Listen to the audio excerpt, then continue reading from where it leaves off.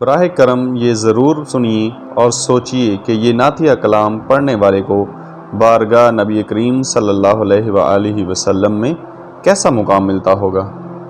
حضرت مولانا جامی رحمۃ اللہ علیہ ایک نعت لکھنے کے بعد جب حج کے لیے تشریف لے گئے تو ان کا یہ ارادہ تھا کہ روضہ اقدس صلی اللہ علیہ وآلہ وسلم کے پاس کھڑے ہو کر اس نعت کو پڑھیں گے۔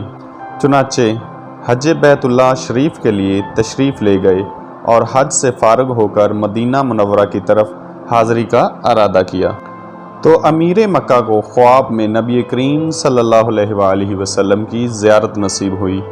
آپ صلی اللہ علیہ وآلہ وسلم نے فرمایا کہ اس کو یعنی جامی رحمۃ اللہ علیہ کو مدینہ طیبہ کی طرف آنے نہ دیا جائے۔ حکم سن کر امیر مکہ نے اعلان کروا کر مولانا جامی رحمۃ اللہ علیہ کی مدینہ میں داخلے پر پابندی لگا دی۔ مولانا جامی رحمۃ اللہ علیہ بڑے پائے کے عاشق رسول صلی اللہ علیہ وآلہ وسلم تھے۔ ان کے دل پر عشق نبی اکرم صلی اللہ علیہ وآلہ وسلم اس قدر غالب تھا کہ چھپ کر مدینہ طیبہ کی طرف چل پڑے۔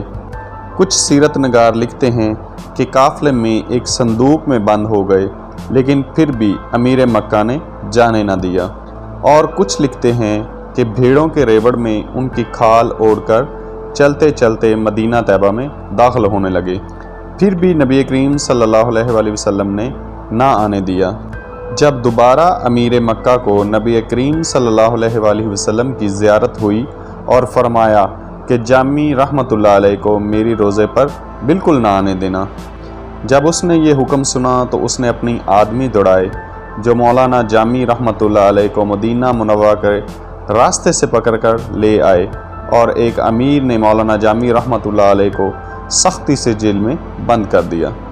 چنانچہ تیسری مرتبہ پھر امیر مکہ کو نبی کریم صلی اللہ علیہ وآلہ وسلم کی زیارت نصیب ہوئی۔ آپ صلی اللہ علیہ وآلہ وسلم نے فرمایا، جامی کوئی مجرم نہیں ہے، بلکہ ہم نے اس لیے اسے اپنے روزے پر آنے سے روکے ہوئے ہے کہ اس نے کچھ اشعار لکھے ہوئے ہیں جن کو وہ میری قبر انور پر کھڑے ہو کر پڑھنا چاہتا ہے۔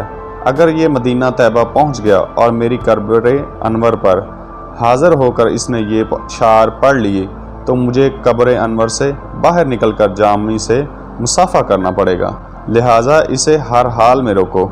پھر امیر مکہ نے آپ رحمۃ اللہ علیہ کو قید خانے سے نکالا اور بڑی عزت و تکریم کے ساتھ پیش آیا۔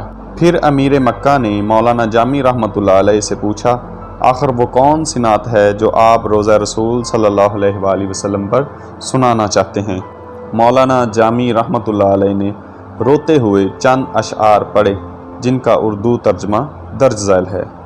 یا رسول اللہ صلی اللہ علیہ وآلہ وسلم، آپ کی جدائی میں میرا جسم بیکار اور جاں پارا پارا ہو گئی ہے، گناہوں کی وجہ سے دل نیم مردہ اور آوارہ ہو گیا ہے۔ یا رسول اللہ صلی اللہ علیہ وآلہ وسلم، اگر کبھی آپ میری جانب قدم رنجا فرمائیں تو میں غریب و ناتواں آپ کی جوتیوں کے نشان پر جان قربان کر دوں۔ میں اپنے کیے پر حیران ہوں اور گناہوں سے سیاہ ہو چکا ہوں، پشیمانی اور شرمندگی سے پانی پانی ہو رہا ہوں۔ یا رسول اللہ صلی اللہ علیہ وآلہ وسلم، روز محشر جب آپ شفاعت کا بازو گناہ گاروں کے لیے کھولیں گے، یا رسول اللہ اس وقت جامی کو محروم نہ رکھیے گا۔